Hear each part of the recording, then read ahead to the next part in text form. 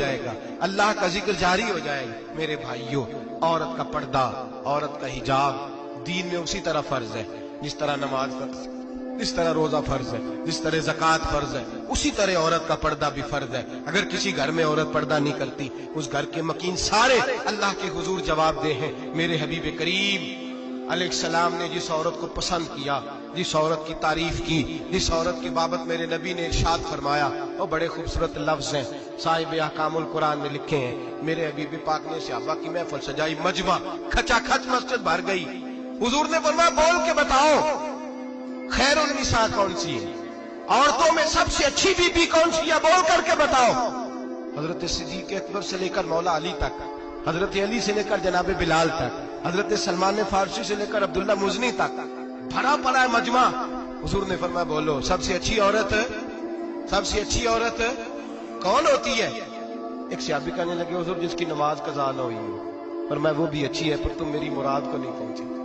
ایک نے کہا حضور جو خامد کی تابع دار ہو، فرمایا وہ بھی اچھی ہے پر تم میری مراد کو نہیں پہنچے۔ ایک صحابی نے کہا یا رسول اللہ جو پاک دامن ہو، حضور نے فرمایا تم میری مراد کو۔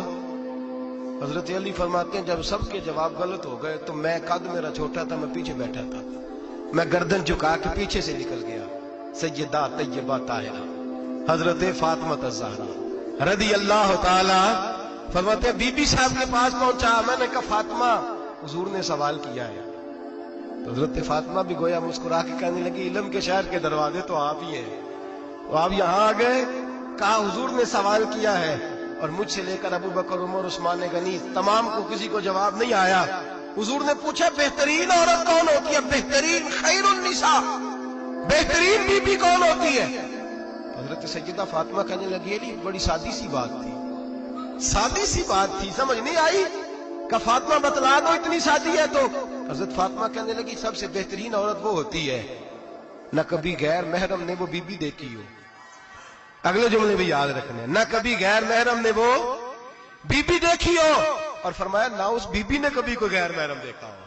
صرف مرد پہ پابندی نہیں کہ وہ عورت نہ دیکھے، فرمایا عورت پہ بھی پابندی ہے کہ وہ بھی غیر محرم کا چہرہ نہ دیکھے، فرمایا بی بی نے بھی غیر محرم نہ دیکھا ہو، وہ خیر النساء ہے، وہ سب سے اعلیٰ۔ حضرت علی کہتے میں جھٹ سے آیا، پیچھے بیٹھا، بات ابھی جاری تھی، میں نے ہاتھ کھڑا کر دیا، میں نے کہا حضور میں بتاؤں؟ نبی پاک نے فرمایا بتلاؤ۔ تو کہتے میں نے کہا حضور بہترین بی بی وہ ہوتی ہے جس نے نہ کبھی غیر محرم دیکھا ہو اور نہ غیر محرم نے کبھی اسے دیکھا ہو۔ علی فرماتے ہیں میں نے جواب دیا تو میرے رسول کی آنکھوں میں آنسو آ گئے، حضور روئے اور فرماتے ہنستے مسکراتے اچانک صحابہ کے آنسو برسنے لگے، مجمع پہ کیف سا طاری ہو گیا، آنکھیں برسنے لگی۔ ہم لوگ حضور کے رونے پر سکتے میں آ گئے، نظر اٹھائی تو جواب تو میں نے دیا تھا، تعریف میری ہونی چاہیے تھی، شاباش مجھے ملنی چاہیے تھی۔ میرے حبیب نے رو کے آنسو پوچھ کے فرمایا میں تمہیں کہتا نہیں الفاطمہ تو بدعۃ منی، فاطمہ واقعی میرے جگر کا ٹکڑا ہے، فاطمہ میرے وجود کا حصہ ہے، میں تمہیں کہتا نہیں رہتا؟ کہا فاطمہ میرے جگر کا ٹکڑا ہے۔ حضرت علی فرماتے ہیں صحابہ میری طرف دیکھنے لگے اور کہنے لگے علی جواب تو دے، شاباش بی بی صاحبہ کو ملے۔ تو کہتے ہیں میں نے کہا حضور روئے ہیں تو آنسو میرے بھی چھلک ہی پڑے ہیں۔ فرمانے لگے لفظ میرے ہیں پر سوچ اس بیٹی کے ہے جس کی تربیت محمد عربی نے فرمائی ہے۔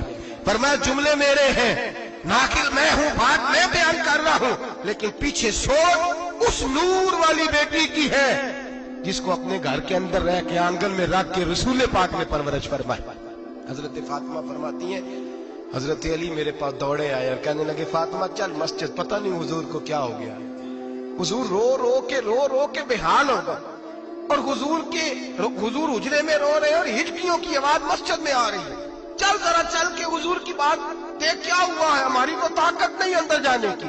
سیدہ طیبہ طاہرہ حضرت فاطمہ جھٹ سے پردہ اوڑا، حاضر خدمت ہوئی، اندر گئیں، کہتی ہیں حضور کے کندھے پہ ہاتھ رکھا تو محبوب بیٹی کے ہاتھ کی ٹھنڈک محسوس کی، سر سجدے سے اٹھایا، فرمایا فاطمہ آ گئی ہو؟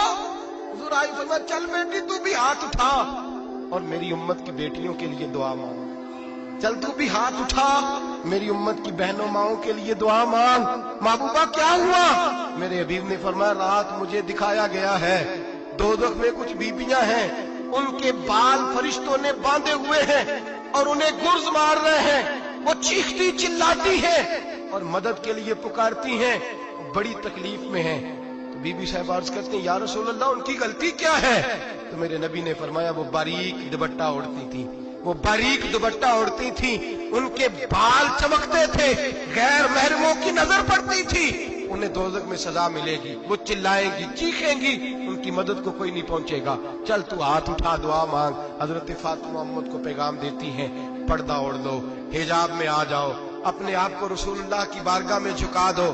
میرے بھائی آج دن بدن جیسے جیسے لوگ کہتے ہیں ڈگریاں بڑھ گئیں، لیکن اس کے ساتھ ساتھ بیویوں کا حجاب اتر گیا، سڑکیں بھی بھر گئیں۔ میرے بھائی ہر محکمے میں عورتیں بیٹھ گئیں، ہر جگہ بیویاں آ گئیں، بینک میں عورتیں آ گئیں، پلازوں میں عورتیں آ گئیں، دفاتر میں عورتیں آ گئیں، جگہ جگہ گناہ کے یہ اڈے قائم ہو گئے۔ حبیب کریم سید عالم نور مجسم شفیع معظم صلی اللہ تعالی علیہ وسلم نے فرمایا جب بی بی گھر سے نکلتی ہے شیطان اسے تاڑتا ہے، وسوسہ اندوزی کرتا ہے، عورت نازک ہوتی ہے، عقل کی عادی ہوتی ہے، اس کو لوگ وسوسے میں ڈال لیتے ہیں۔